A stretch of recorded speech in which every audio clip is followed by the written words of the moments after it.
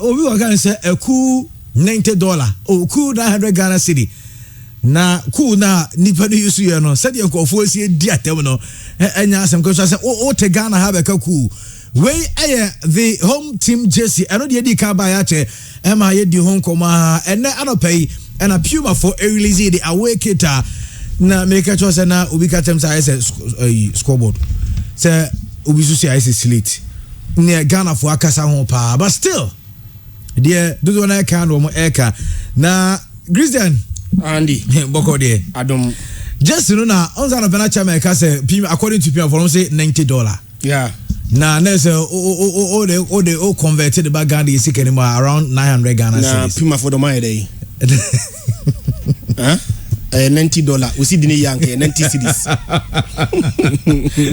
we see the year kai $90 $90 cedis e ku $90 men could Puma for atem last year the na toy no so na around $90 yeah the Puma for nkasa de omo tutu omo jesi num the same price almost a year on no bi aya de na afiaba how the inflation here papa unse inflation to ade mbasa sa and after 1 year the same $90 but who see you know every day bia no e devalue that is why we need more cedis to be able to meet up $90 now and akwakodu no since last year Andy ke bia $90 no ka be here be 500 Ghana cedis to buy to get $90 but they who here be 9 million to get the same $90 so you don't blame Puma, you don't blame anybody, you blame your city. Almost say just you know just in the enyefe when they just had $2 oh some of them price no I didn't see obi a the taste we say enyefe no I ni age white no so obi akose red ni bi no nsi ehu ni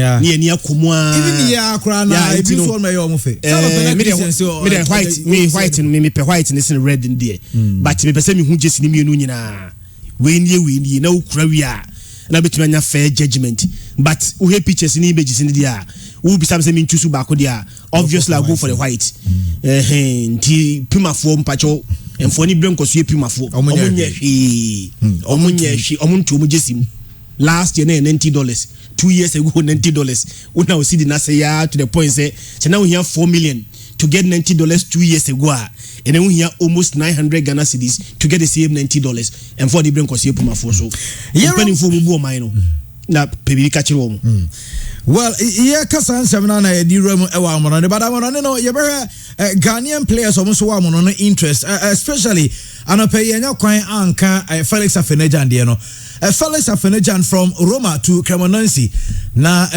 Cremonense for no a confirm bibia ama Abrante no enso etimi join team to where say this year ten Felix Afenejan and I won't say what join bubu conference Cremonense na say jare benya ne message wade ma Roma supporters na no penan kacha ma na try say obema yewura ne goodbye message wade ma Roma for no nanka yewura munti say jare be say nya eno a na wa me yakenke mu kakra okay Bombay Inokuti show say I am grateful to AS Roma, the technical team and the staff for the precious opportunity and support I have enjoyed in the last 1.5 years.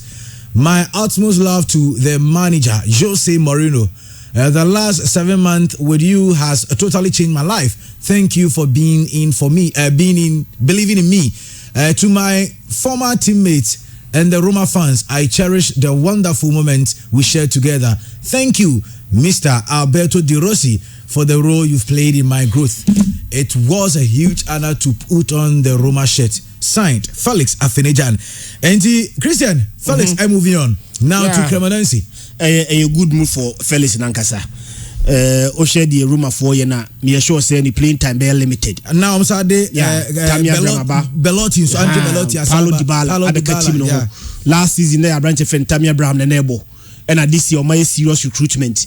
We player now, a young side, and say, Uti team can see to see room.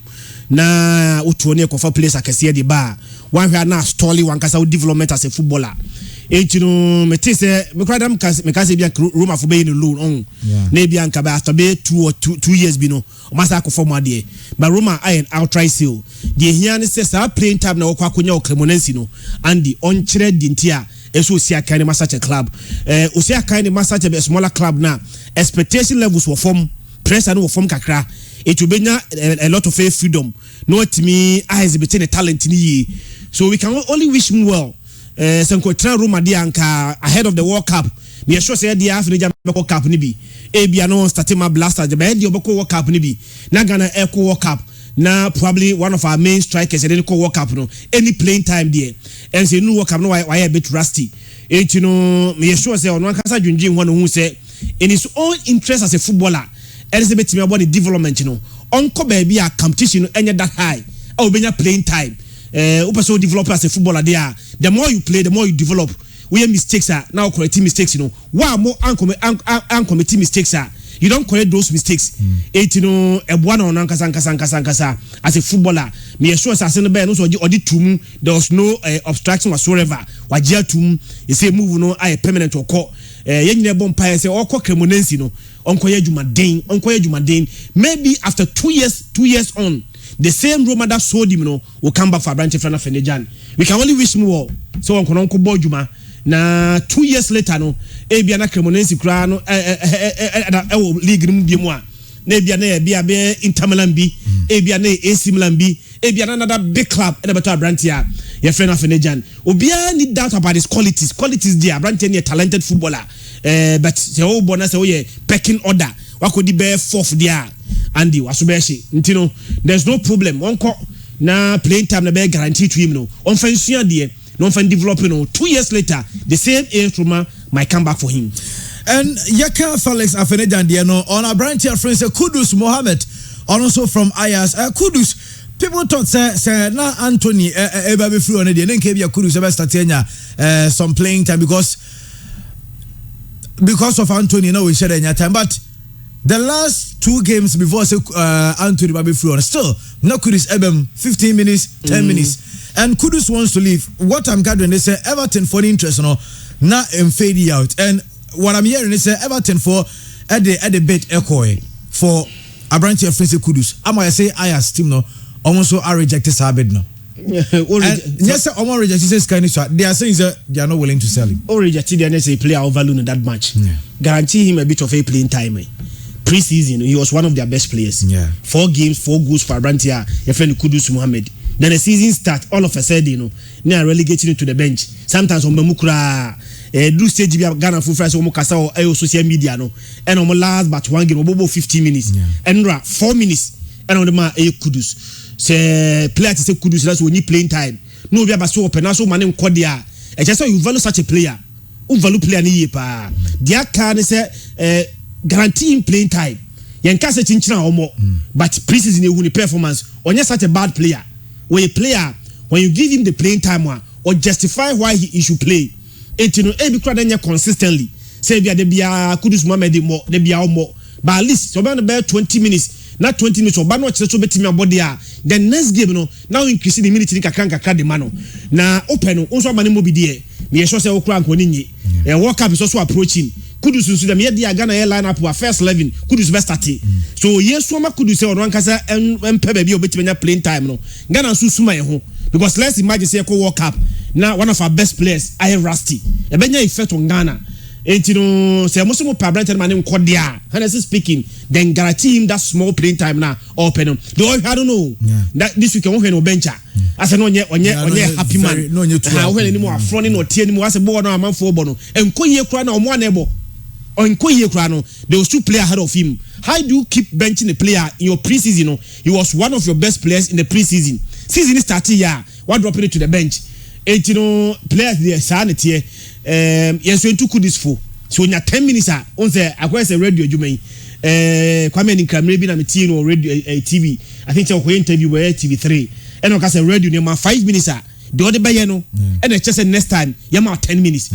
Yama 10 minutes not to me and BB next time a day. Yabete so, it you know, the small time Kudus no, a better guarantee for him no. On the entire next time, I see a man more time. Maybe the last game about 10 minutes. 10 minutes no chire the entire your next game no I say about 20 minutes we yes akwa na now chire say e ma more minutes abetimi abo even when the coach empower someone the supporters will begin to speak for you or make a case for himself the small time given to him on chire why he needs to play constantly and also na branch here friends Kudus but the table you go so monitor nyame adma on Thursday and a transfer window no be close into no you say by Thursday na Everton for etimi finding an agreement with Abubakar France Ayas. Now Branty France Kudus or etimi granting a wish because Kudus at Ayas now is not happy. Onya playing time and almost on your match you say bo no be mana be bo and just ask Christian Kayano the last time 4 minutes and Edema Kudus. Now and Branty France Aubameyang what I'm hearing is Aubameyang baby omo Robin Crown Christian say na hotel. Other hotel, then the family needs stay hotel. And I go for and you say no payana Basa president Juan Laporta and in Penufua can echo honum. Also no Panama say on person coming to the hospital. On then you but almost insist they say no, on person be kwesa o man say o mu in our hospital and grano psychologically be ham kwadano. But Basa according to Barcelona almost say player no in the family okay na hotel no na security something say e what na say yeah monitor one some because hotel ni security sense na and now he report na very scary attack now be that hotel say can if you ankasa cry because e be on ankasa na e be na security one taking it serious but we know say uko hotel dia ya na security tight na you sure say hotel ba kwadan so new hotel a yeah be dai bi we say top notch hotel sika o hunti 5-star hotel this are 3-star hotels ni bi dey nyame anu kreni they should guarantee top notch security hotel na ade we ato omo no negative publicity for them next time obi abeda wo mo a obaji hu mienu say Aubameyang beda ho no say na to no but by this time there's a boy na kasa you okay na the family you okay dia then it is good news their careless abuchi the BBC say means of getting omo yesterday so easy there CCTV omo hu nko for the car omo the buy yes intino mfa mechanism and to come see na as early as possible those people responsible no should be reprimanded na next time players no so they say attack na ko players no so no and the too much here we are so am for won che omo entino obi an ho chiri no bia hu skeni na ne bo ofu access skeni ni bo sika hye ne botom e ka nkono kwa no botom akwa ko skeni bia fi ne botom entino players mu sika so sometimes mo so the environment mo hwe president e bia hotel we me ko ase a emre bi atasi e bia this hotel me ko mo a atasi e bia si pen e bia si baako esi mienu o ko mo a men kokora men ko because benya track record say atasi o sa hotel no Aubameyang de han nyame no kreni me Barcelona supporter but one player me person be free Barca team no Aubameyang because Oba the last best 6 months we see Akaneba no one of the best players for Barcelona was Aubameyang. Now so the transfer and send na be ba no Chelsea FSA omo including Marcos Alonso you know say Barcelona interested in Marcos Alonso Chelsea and Aubameyang they like we've been saying from last week and say how many player the agreement near okay Saturday near it is a contract as a Chelsea for person man one player and so at least 2 years. So Aubameyang 33. Yeah, 33 years. See who this but where quality Lewandowski by what is say 34 when you 34 August year and Lewandowski my 34 years but Barca man say 4 years certain players but their age doesn't matter the other man no a 20-year-old player can guarantee you that Chelsea are younger players no omo there penifo no betimi dia momo so when you trust so much in the player no unim abilities there why not maybe give him 2 years and see the way forward me sure say coach ni on na adwuma wo Dortmund bay Aubameyang so in Premier League no so ba Chelsea na betimi abo Chelsea lack a potent goal scorer on so say we proven potent goal scorer in the past last season Barcelona in 26 games obesi Akaneba Barca in all competitions on my 13 goals one of our best players of last season second round until Chelsea for quite interested there me just say 1 year should be an obstacle minimum 2 years for Aubameyang there me just say that bad Koulibaly say Koulibaly church but Chelsea man 1 year me just say omunim quality Koulibaly bado if he knows what 30 years he can guarantee them top notch football for the next 2 or 3 years that is why they will give him 3 years what I say Lewandowski 5 years Abrante friend Casemiro eba Manchester United when 30 years but how many of them 4 years for obi wonu ma man say year no because you say ebia unti ma beyond 2 years but we Aubameyang we Lewandowski we Casemiro mu dia these are players even though they are old they can give you about 4 years they will give you results for Aubameyang to say category like Lewandowski when you need there but we say now no Ebola league we say we are better than most of the young players yes extremely better it's acquire head to head between Karim Benzema even the younger strikers in the league, can perform more than Brent and Lewandowski. So sometimes look at the player quality and what is bring on board, and don't let that age, be a limiting factor. Now, my area is so real quick. Religion, sports, and commercial. And me can we based on a branch of friends Sadio Mane, any new friends Mazarau club friends Bayern Munich. Bayern for our tradition be a no mutaya na me Sadio Mane mune Bayern for no Christian we picture na the screen is no. Yeah. Players where players of Bayern Munich. Now here on say what dey be na dey. Say Bayern for Liga. Masa bia no fa glass no ja no pa. Ja no be glass 5 kakra na say anu be 2-3 crazy to come back. Now our picture na that so na. Oba say 2 players. There is another one I circle o me there is o man no. Oba 2 players ah. Obia kra omo glass ni bi we dey DJ game chow obia kura bi DJ game chow pa bia obia na a branch of friends Mazarau any Sadio Mane because of religion. Yeah, so you need to respect people's religion. A dicey situation there but I don't say Kruma say Andy you want century ni bi one more or ye radio juma bi or ye LPM say do nsa or ye kramoni onye. Yeah. Or the man another person there. Yeah. Untimi ka say obi e kremoni ntini chinchina onye advertisement preko. Yeah. It's against the religion. Omon pensa. So sometimes you also need to respect the religion of people and their choices. Me yeso say place ni me no answer say me no and say bibia. The majority of footballers no so a omo nyina ekura nsa ni mu a omo advertising man the said company. Enti no let's respect people and their religion. Obi so beka say no dey do tua kan say ya no na number say ebi so ke say now Sadio Mane a big figure. Yes. Oh Mane figure ne so. Ti senka Sadio sponsors no so benya mileage ska o mu tua ma club no. O so benya so mfa so no. Say Mane kura bi no obi anhu say oh Mane kura aja atum ntia ne ono so kwa. Mane no nko nkura hwe anya hwe. Se Thomas Muller kura bi. Wa nkura bi. Okura bi. Manu no are big okura bi.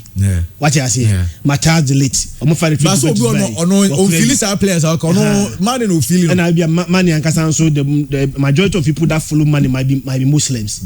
Okay. Untimi fans en convince omo mpa no mpe.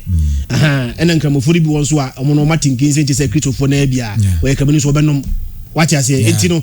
Let's begin to respect people's religion. You don't enforce idea against obi religion. Obi are deep rooted in their religion. Andy, the pastor because when you idea go against the religion. Me was secondary school. Ne Jehovah Witness student boy in class. No matter how we punish them, national anthem on kanda. Sir. Yeah, national anthem on kanda. The national pledge. They believe in say nyankopon se many pan shebo. Pledge now so pledge no. Bona woshe. So you see them, they will never recite it. Ye punish you almost a day.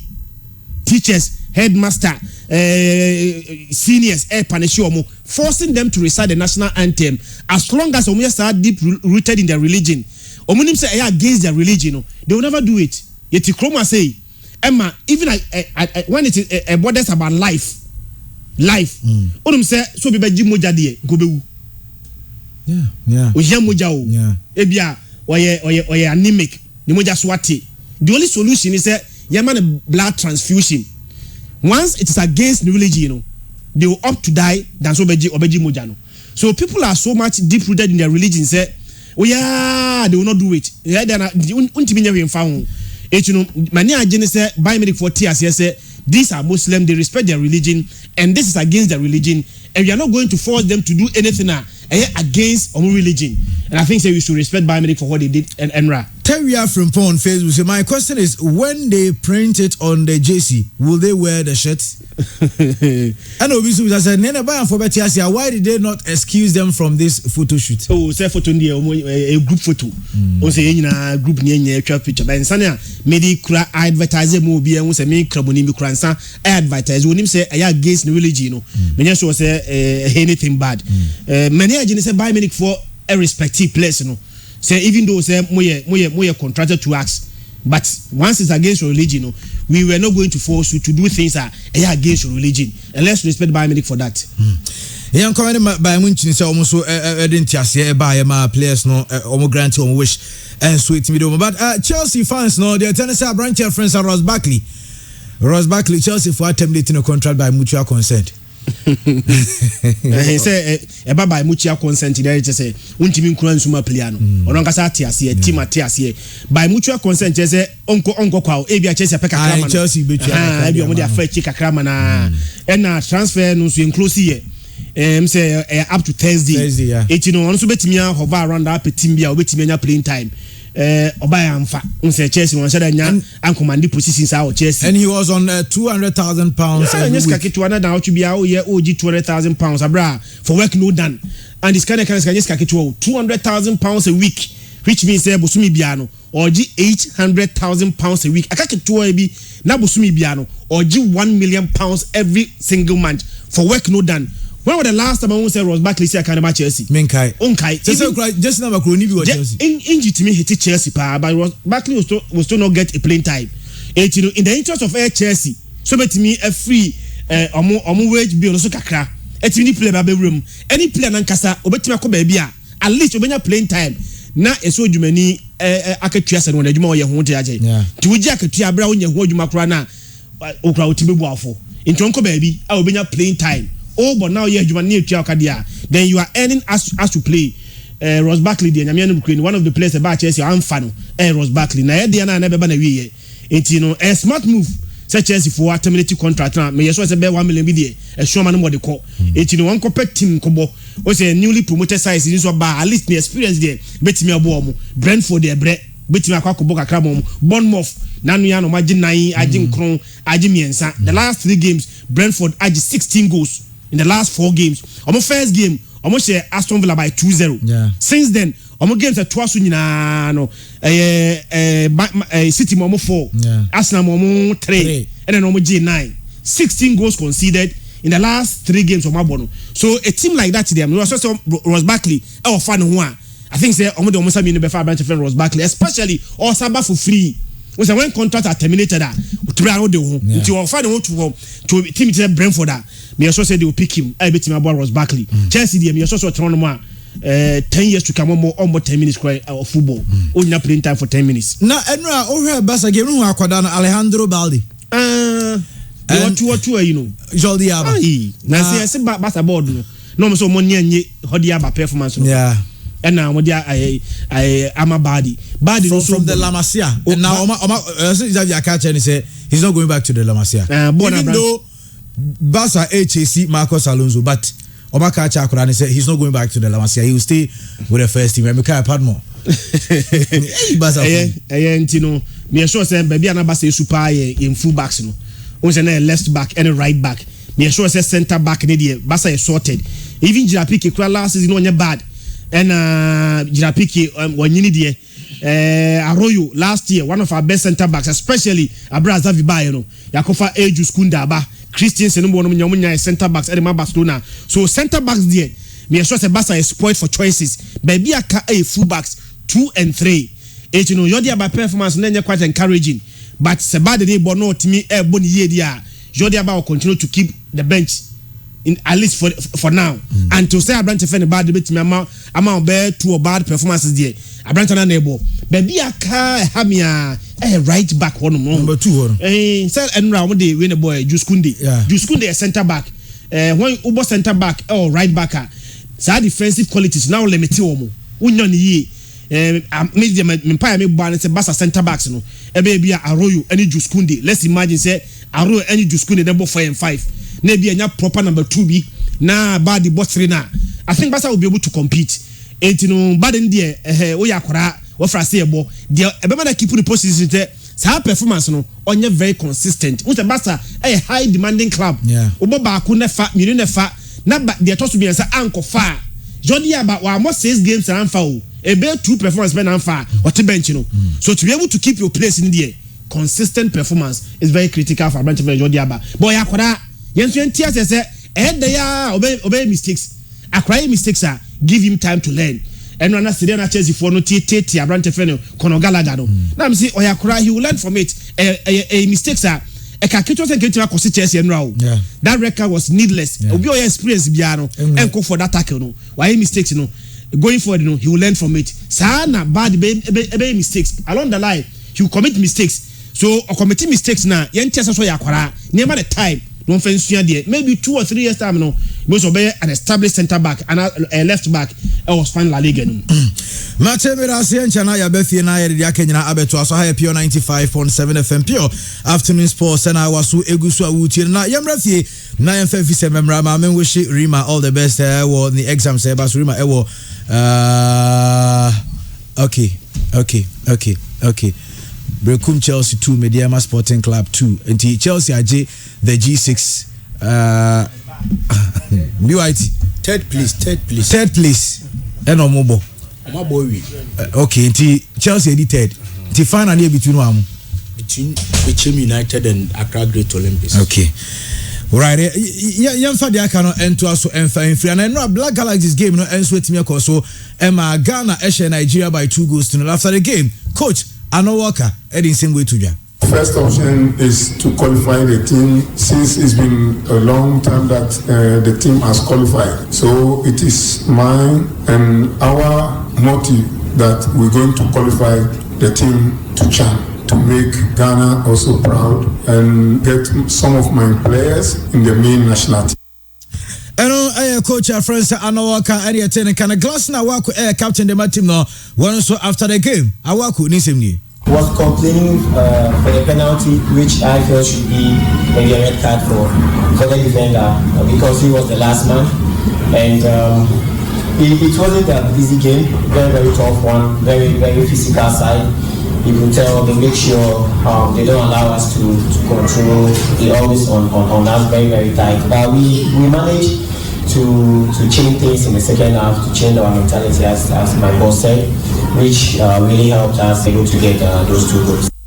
Brantia friends our Kuni Atenekana coach Arima Nigeria woman so CHAN team no penya friends Salifu Yusuf na ose penalty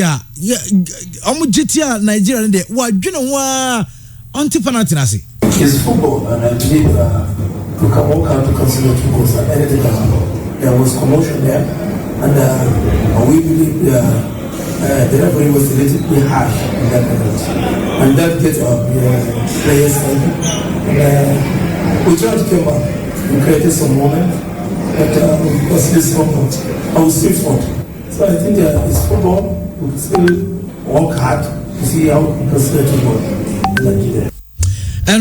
Coach friends Salifu Yusuf na yatene kanu ba ampem da kwa ladies omuso eguso wafu women's championship tournament no Ivory Coast na omu win omu game no by 1 goal to na so omu ramu enso semi final na after so omu qualify was semi final no coach Nana adakwa the same way enso atuja say so far say kona expectation is say bring more goals but sana about here sometimes sima obi no one show nema ye obetima show so me bomb my anabaso say ya qualify for semi finals they see no although ya go say pepet ya second way group so we are going to work in the training grounds na lupo se by team no ya sheni bedru semi finals against Cote d'Ivoire no you be mu na papa be your park this. Coach our friends Priscilla Archery enso dey atoja o se dey hia na ne say omo betimi enya win and of course win no enso by ye be ko ball no na hia more goals because ye pese ye shena ye be that top but said ye football city no Togo a team bia e she no na menim se ye dey a ye so dey duru a enye easy and asa so na board ye tie obi a be fa easy but who ko duru no ma won fa easy and I think say omo my tough game there but the important thing is say here win nyame adom ye nya win no nti me say Ababa friends Priscilla Archery Atenekana Bronze and Communications Manager for Asante Koroko David Obi Nyako David ade atoja say Asante Koroko squad de kro mu say ya Governor Gaza Koroko president here show na dey but David say Asante Koroko current squad na Kotoko any crowd the best squad in terms of the Ghana Premier League. In my personal opinion, I think we have the best squad in the Ghana Premier League. No doubt. Initially, there were a lot of arguments. People thought some of our players are not quality enough and the other players from other teams that are better than our players. I believe so, but from the little experience I have, okay, there are certain players who are Asante Kotoko, and maybe we don't regard them that much, but take these players and put them in some of these clubs, the Ekofa players, and I trust me players in those clubs. And I think we have several examples. And we all know, say, Omar Bashu came to Asante Kotoko. Me, the first that I watched him, we are not part of management and all that. I was really impressed, but he fall out. And I got Karela after last season. Omar Bashu was the best player in Karela. Our last season with Augustine Okra, we didn't get that much of him. Barreto saw a lot of him. The supporters and about training now. Someone said that Barreto needed a lot of personal training. And Barreto even said that because Snooker was one of the best players in the Ghana, not even Ghana, but in Africa, because he saw something special in him. But we still couldn't get the best out. Okra called with him last season. Okra was virtually the best player. And David Abinya, David sounds to so far about 3 matches. Sudan. And also, no David assessment today. They went to the Senegalese league and bought the best player for $600,000. Heavy. They bought our best left back. I don't share to provide the assist. And they brought in a very solid coach on the confederation. And this coach also had a list of top players from the African contingent and also brought them along. And you could see that the level in terms of their budget, their operating rate and everything is extremely high. So when you have this opposition, ANA is very good because it helps you to really understand your team, know the players better, and to afford every player opportunity to play. If you look at our first game, we played very, very well. Unfortunately, I think the concentration on some parts during the latter stages, it conceded 2 goals. But they set up very well, a strong team. Yes, we set it up with a very strong. And so the players called preseason. Now, all the players also want to participate here. And it doesn't really help for you to get a fair assessment of every player in camp. Because sometimes players go out into a break, but you want to stretch him to the full length to make sure the player will on a normal day know how many minutes of solid action will be to provide them. Is this player reliable? Can we depend on this player? Can we depend on this player? David Obinya Kona Osansuri Tuja say in terms of air technical teams, San and City technical team. We are not done yet. There are maybe a few individuals we might see joining the technical team. And that area is a very key. The video analysis area is a very key area for us. We thought that where instance any viewer, it is self-explanatory. Like you don't sometimes even need a course to understand. I bet she gave them in all these areas. It is better you have a proper video analyst whose full-time job is always assess the team during training and also during matches, and also has fully assess opponent teams any other. So it's one of the key areas we are going to strengthen our team going forward. David Obinako Kasari Makumasi Asante Koroko and I at in Kana Pure 95.7 FM Pure Afternoon Sports and I Yuguswa idea. But Christian, Maminti, where if you David Dia, so Obian or didn't Sabu Kumbach and Krum Kwai. Say, Yen Tati League, now we say one of the best players. Obviously, Rebecca says Asante Kotoko, but the end justify the means. Untimika saw your best, now your best at season, na resource the performance in Koyi. When you say you are the best, the results are Sabeka and say, oh, your best answer when you're best. So the responsibility lies on them. Ghana has a league in the and that difficult. Say, Ujina will defend it. Very, very difficult. Say, Uji League. Atuasu Bakwa and Asem, last year has a G League. All of us were thinking, say, Umbetime defend it. Eventually has Entime defend the league. Emma Kotokumetime G League for Monsem. So there's a bigger tax, bigger responsibility. Say, Umbetime defend the league title now. Omojine last year. Omalusu so many quality players, key players of Kotokumetime Lusu, Mudasiru Ko. Sanso and Brante friend of Moru Fabio Gama. These were key players for Santiago Toko G League last season and Umina and so Echo. And what replacement there? As successor replacement, quality replacement, Nina Gina performance statistics na umbetimi edema crew friend Santiago Toko. Menyasho se me na ubisa mia. Beka se me na me Kotoko penny na ubisa mia. Beka se Kotoko nkra the best players, but the best players must give you a quality resource, and that is what all of us are waiting for. Abla League no submit me ashas here. Na Nigeria for the first year kasa sare there. Na yenye very careful. Yes, unse obi ba ukrom na wahye 2-0 wie. Na wanye resource na ntum sa. No France so per excuse sa. Na wada ho so. Penifo si bi nya o meyew. ano do kese pa ne dey madam me ho so it was Nigeria for France safety blame e dey call referees so a now why very careful. Let's guard against complacency. A 2-0 there, but 2-0 that is why I still like 2 legs. Yeah. Obetimi is high or 2 no. Obetimi say 2 or even more possible. Etino yen say sapomodin. Ne make sure say yen kono intimidation any frustration bi amode be bia no. Be we are above those petty tricks na. Obetimi dia ba no. Enra obi ahwe game ni bi. Once another place call you protest is a referee Emma playing red card because goal ban shot and a player in sa anybody free goal post the player himself did not protest. So okay game now player Lankasa protested. Nigeria players Lankasa majority of them only closer to the area no did not protest. After the game now who's the coach high ranking member of the team of that caliber Efra say funny excuses are no I very careful. I'm so hopeful say for the first time since 2013 right Ghana team qualify for Chan EBD 2014 team qualify for Chan EBD ya adwuma ni nyina adwuma de din kese pa de atimi aye no your first game is 3-0 ya kwawe ko 1-0 enra ya 2-0 which means in those 3 games now Ghana abono ya 6 and concede goal a very important say bo Africa qualify especially a 2 legs home and away now bo home first critical to keep a clean sheet. It's no yes and I say keep a clean sheet no. Me sure so be any aja ho. You say I'm Nigeria for no bigger burden. To be here free more. And I'm so manya and away go ntino. They will need to score 2 or more. As no ultimate year film. Na is it can they score us 2? Which match in 2 when defenders this year the lad quality goalkeeper no doubt.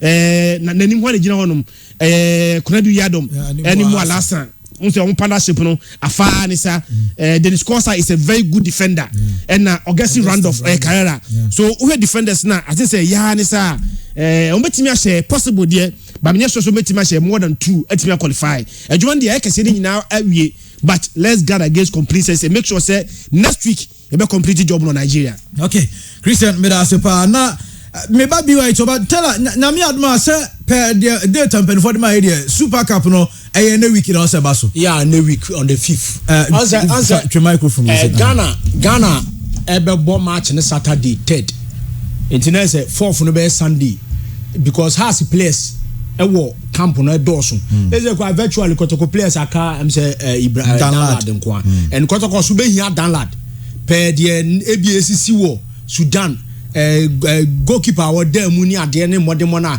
kotoko for so hope say omuso first team goalkeeper no and one national team no enti ebe the best thing is 2 sides ni nyina no ebe nya omo players omo ya available obi lose match no enti Black Lions be bo Saturday 3rd September Abuja okay na omaba enti by Sunday no we say Nigeria to Ghana they just 1 hour no omaba be drew enti ombe drew then Sunday no obi abenya ni player obia nsabeka the players omu deserve so omu ebesi akani bi then on Monday no na 2 teams no enso etimi alani apunti the assistance nyame admen again ne be ba so Monday so omu de ko animu a ebe affect kotoko journey to Ivory Coast because kotoko so be on the 11th 5th next aka 6 days more ebi akotoko so be nya ample time so on be prepare towards sa match no and match we so betima a good test for kotoko proud to say match never because Ghana hanum the highest profile game ebia obi benya so obebo no ene sekotoko ne as be dey ebesi akan edi kotoko akonya test game ewo ana games ewo Sudan playing 3 games wo Sudan no e kire say kotoko enya da momentum no gadaba into odi benya ha so Kumasi a na bia onya 2 days rest bi no ma kopie mu Ivory Coast na bia Friday no ma training and Saturday no then on Sunday 11th no ne Kadiogo nso e dey ahwemti on the 5th no me gidi say eya ne sa se ba 78 wa me sure say emwa eya asante ko kontie bia ne postpone until the best date for now no and say ne week no 2 teams ni besi akanti nyame adwa ye hope say no so be kama enso ho na bibia so etima koso and Ghana winning against Nigeria local side no ade say results why o say ni eje ho san say Nigeria ne Ghana si on ten nya 4-0 5-0 wo mu unya 2 goals na bia wo kwa we ade na so manage make I say your Olympic team no mo share 2-0 ebre bi 2010 e wo omkrom wo omo ba ye nya 3 goals but yesterday omo ye film because omo nya away goal 3-1 e ma Ghana entimi an qualify an konanim so this time na ye nya 2-0 no ebia the best for Ghana ne say ye nkonya away goal na goals margin no enye difference one and our deficit no enye just a goal so that ye betimi a manage their qualify say na Chris Eka no South Africa 2014 and ye qualify and we nearly won the trophy. Say wako runner as a runner up now since that time unqualified BM 2014 was South Africa under coach Maso Konadu. Omo the players wura mu a no omo ye good qualities no wasro and Ghana ni Libya yes omo group stage but I see Libya finals entimanse no penalty shootouts and Ghana lose ya Libyans no je cap no from nowhere obia ni na so say Libya betima je ye nchan ni bi but na Ghana akwa finals in 2009 no war the maiden edition no war Ivory Coast and at 2011 Sudan group stage in Efrim by there but the next edition no Ghana je wafu yes Senegal 3-1 ewo Kumasi Stadium 2013 year preparation that was November year preparation echo ball sa tournament in 2014 January February ewo oman Nigeria South Africa and ye call by no Rwanda there 2016 and qualify Morocco dia almost to and qualify any other 3 editions and I ent man call ni national countries or more West Africa or more ben and a year film Ivory Coast a year film 2015 prior to 2016 you know and Burkina year film twice the last time no year crown coach or do share Ghana no and I walk to Kosisi no so this time no coach and no worker any Dr. Prospera told manage say Ghana na started tournament no yani dia Congo and a see more almost share finance Congo ajimienu ama countries are almost so deserve so ebeyebino as well but Nigeria so your country oba Africa more one of the powerhouse when it comes to football there from under 20 under 17 banana but tournament so the Nigerians no so blessed omo be you say 2014 you omo from semi finals come na finals and you know omo share penalty shootouts and Ghana you omo from and tournament so no made in edition 2009 you know omo share say yes omo 3-2 no omo nim so omo wie because omo ba Ghana me as omo 3-2 omo be ye free kobo goalless draw 2008 and you qualify you call Ivory Coast made in edition so yes you omo pen home and away omo be 3-2 Ghana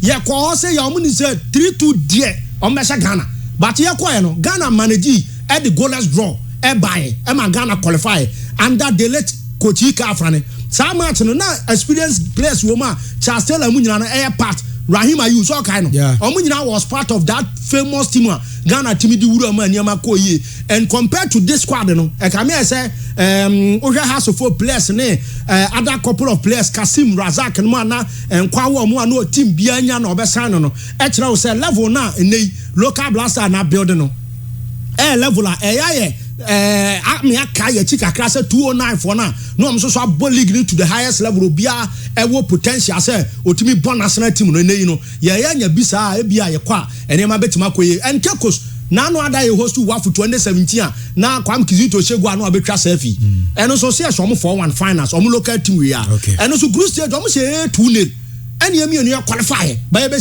finals Ghana won 4-1 you 2 penalties 7 Safo scored 2 goals back with a penalty wo for kwabna shebi and says your media defender house of folk former defender also media ono so ka atenga eso ball penalty so that occasion so now our house players omo dominate pa best 5 players Kwam Kizito Munyina was part of SAR squad now Joseph Ado and another goal post Felix Anan was also part there emu from pom sata munzana quality no so was but yes still yantinya qualify 2018 no any Burkina for film abrani akobo 2-2 chan tournament on by Kromia be Ghana and so efrimu ewo Kumasi Babanya Raspors enti ade a ye nyina so ani gise yenya 2-0 score line ede ko on the road near hope say na no other na Ghana Blasters ede goalless draw free Kromia ekwa qualify this year match this time no up to local blaster for say senior for na year obi aso pɛ so ɔkɔ hɔ bi a ɔso ɔmo so justify me hu hawa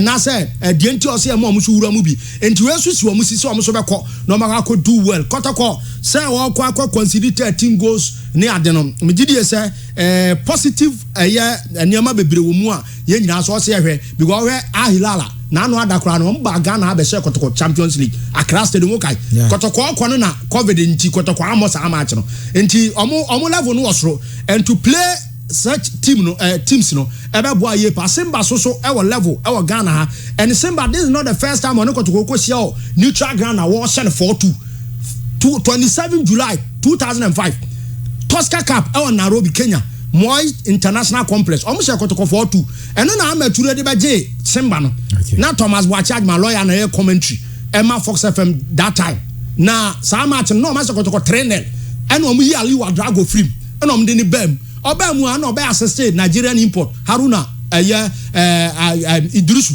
Emma say 2 goals man here 3-2 and sana Simba for say no 4-2 Emma kotoko semi-finals and odi free mu a Simba for ekobo finals at Tosca FC as a host na show mu a omo je sa trophy nti game a meka say omo anya ni yie say tournament and say pre-season international friendlies no makobo no ebe boa kotoko proud to sa match a omo kwa bra oba osane has and so what game and so our Ghana Andy okay mama